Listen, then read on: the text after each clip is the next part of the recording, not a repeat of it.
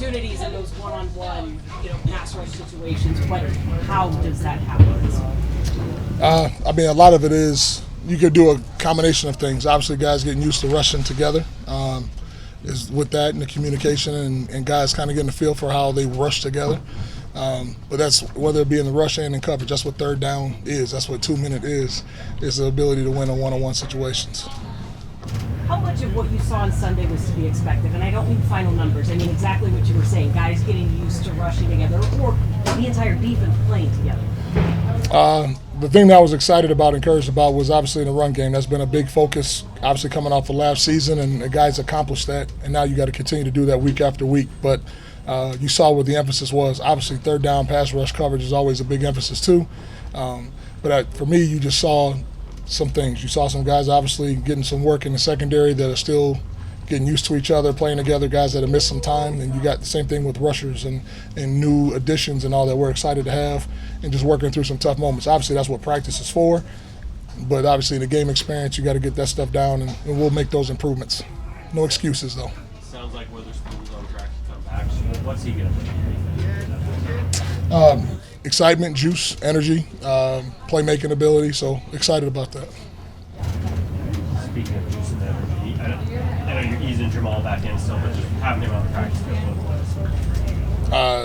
A lot. It juices up everybody. Everyone's excited to see that and the work that he has put in. It's tough. Obviously, the outside thought is when guys come off injuries, all right, yeah, that's part of it. It stinks. But when you see a guy that has been that committed and going through it, and even if you do go in the tank and you battle it, to be able to come out of it like he has and come back with the vigor, the passion, the speed, he looks awesome out there. So excited for him, excited for us.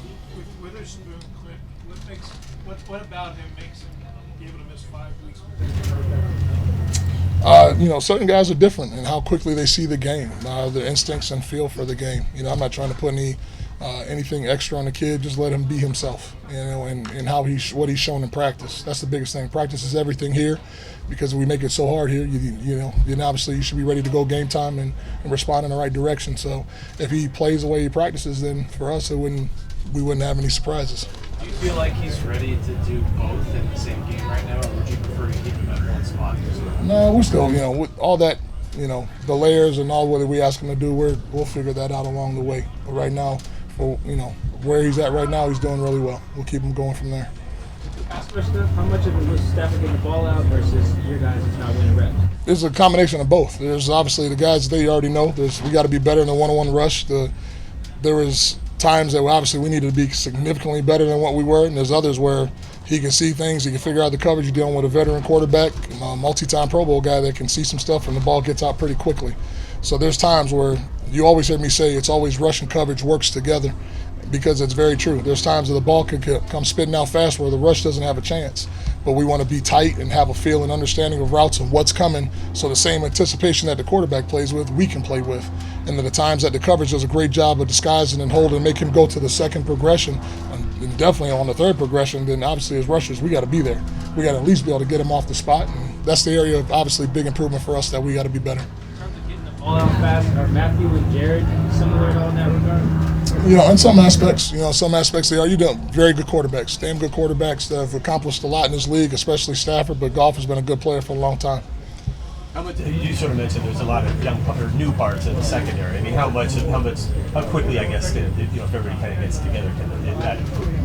I mean, with the amount of work the guys are putting in, obviously on the practice field, but meeting and all those things, and meeting even additionally in their own time, you can get things fixed. We don't have time to wait. It's time to go, and they understand that, and the guys they'll respond.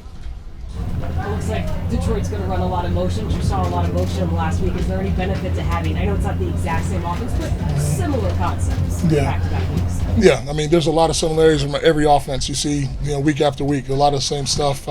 There's some carryover, but there's some things obviously they do differently as well. Run game, they're definitely different, obviously with the power run game and then offensive line and how they try to attack you. So we got to be ready for that challenge. Middle of the field across, what would you like to see?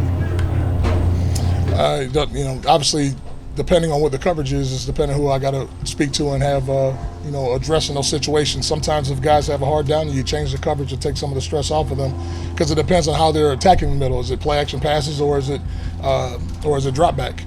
So it's different on who they try to affect, and if I can change up who that's affecting, then I got to change the call up to help them out.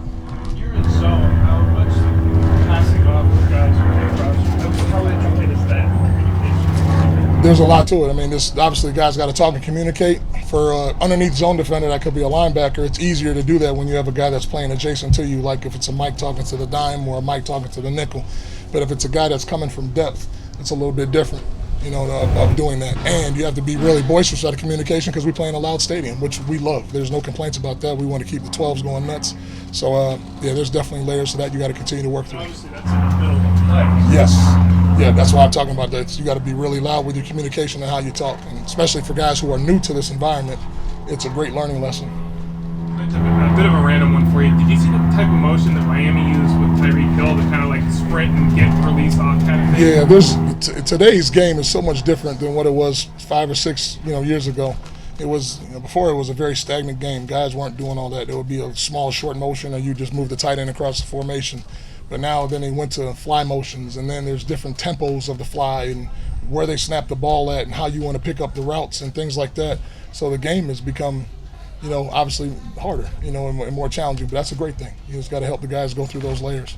Do you expect teams will do that even more, seeing like the way that Miami, not everybody's Tyreek obviously, but to see the way that they kind of used him to try to get guys moving at the snap and get moving? Yeah, NFL's a copycat league, and I think even with good coaches, you look for the things and the issues of things that you see on film from other people, and you try to see if it can implement and work into what you already do.